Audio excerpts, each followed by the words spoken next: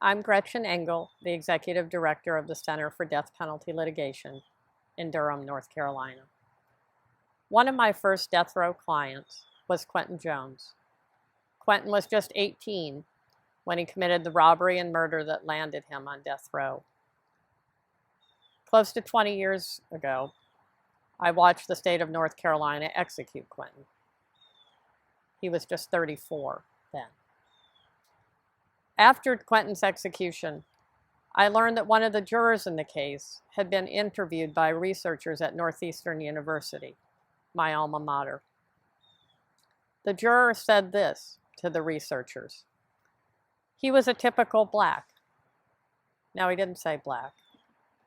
He used an enormously ugly word. He was a typical, if he'd been white, I would have had a different attitude.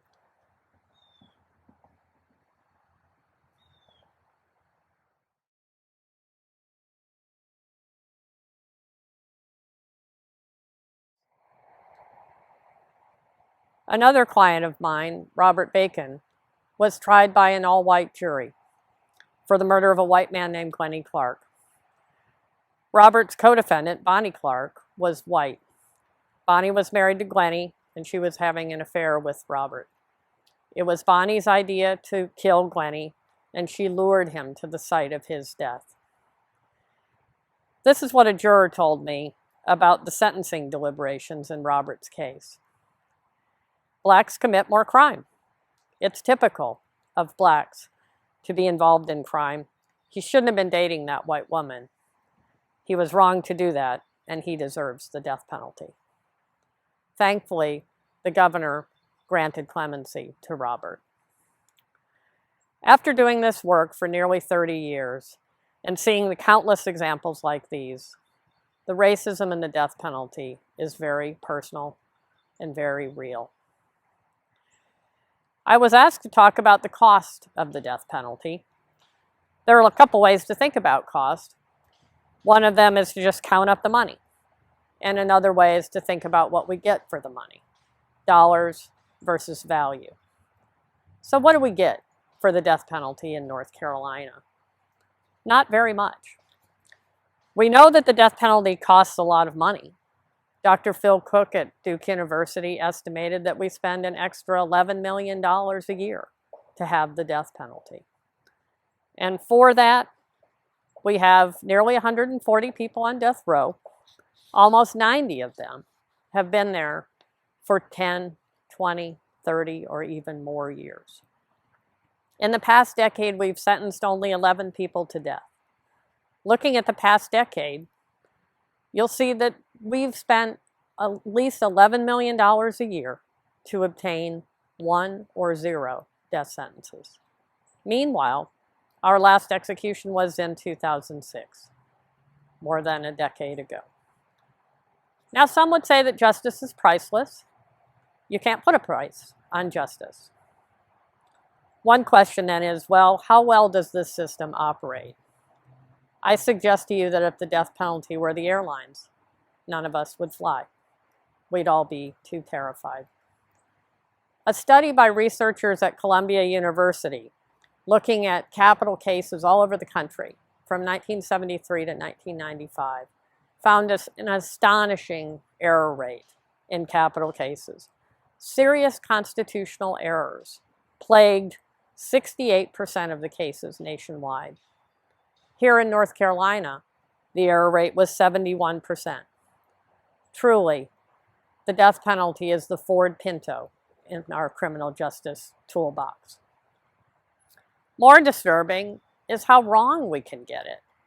Henry McCollum spent more than 30 years on death row for a crime that somebody else did. He and his brother Leon Brown were exonerated by DNA evidence in 2014. Because of Henry's wrongful conviction and the years that it took to figure that out, thank goodness we didn't execute him in the meantime. The family of Sabrina Bowie, the 11-year-old girl who was killed in Robeson County, has never gotten justice. Henry McCollum was one of 10 wrongfully convicted men sentenced to death in North Carolina. The others were Sam Poole, Christopher Spicer, Alfred Rivera, Alan Gell, Jonathan Hoffman, Glenn Chapman, Levon Jones, Henry, Leon, and Charles Finch. Nothing about the death penalty operates with surgical precision, yet it is eerily good at targeting Black people. 8 of the 10 innocent men were Black. 1 was Latino.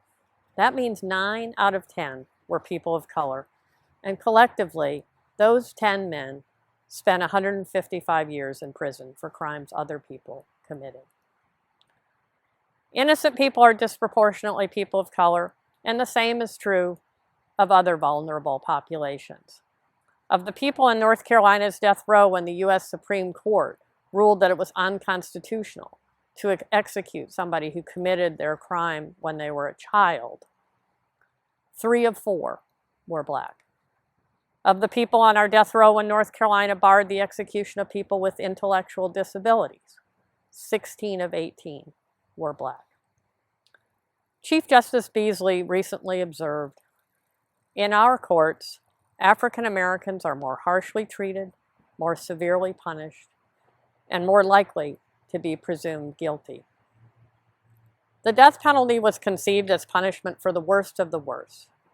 Worst crimes, worst people. The most calculated and most cruel killings committed by the most depraved. And yet, our modern death penalty, while it's supposed to be rational and not arbitrary, not supposed to be like getting struck by lightning, but in some ways it isn't. It's more like being struck while Black. Look at the marginal cases, the cases that are weakest for the death penalty, that don't seem to be necessarily the worst of the worst. The cases where jurors have the most discretion about whether to sentence to life or to death. Of the people on death row in North Carolina who did not personally pull the trigger, the non-shooters, 4 of 4 are people of color.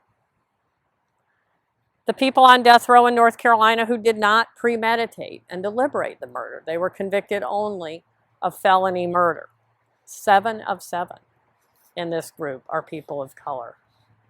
Isn't it troubling that the weakest cases for the death penalty are so disproportionately people of color? Let's consider again what Chief Justice Beasley said about African Americans being more harshly punished. In fact, the Blacker you are, the more harshly you are punished. This was shown by a 2006 study completed by Jennifer Eberhardt, a Stanford University psychologist.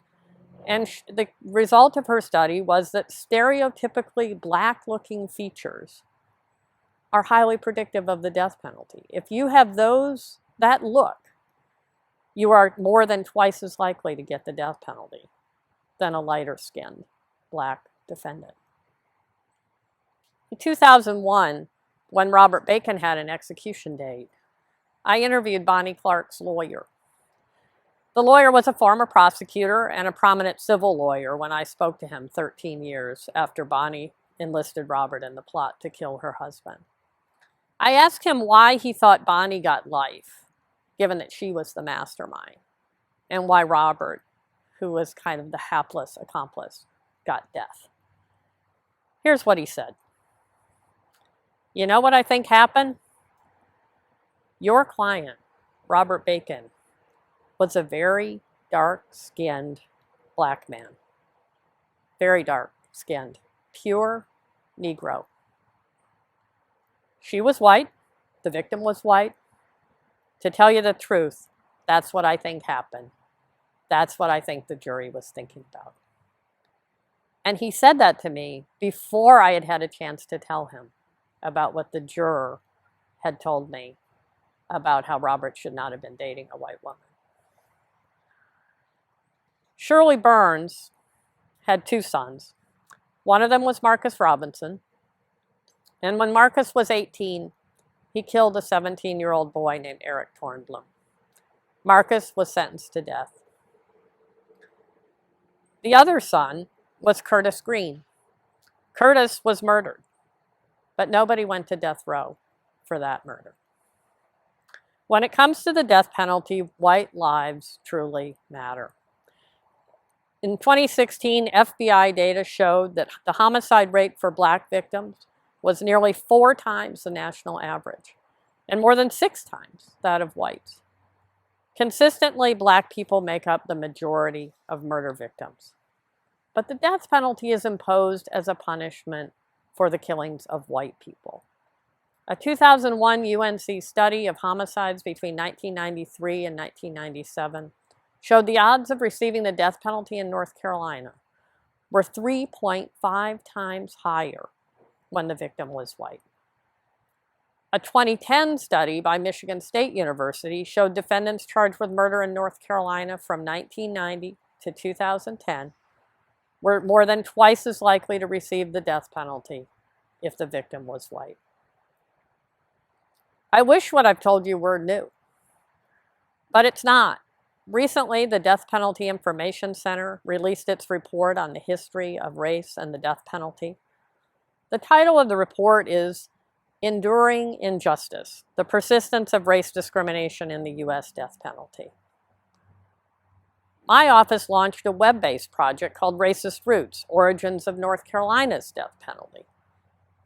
Both of those reports tell you what I've told you today, an old story that is succinctly summarized by Reverend Barber when he said, "The link between slavery, Jim Crow, lynching, and the death penalty is as connected as the intertwined ropes of the lynched man's noose."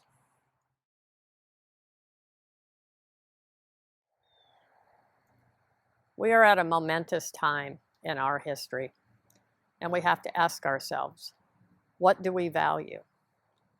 The death penalty is an irrevocable punishment.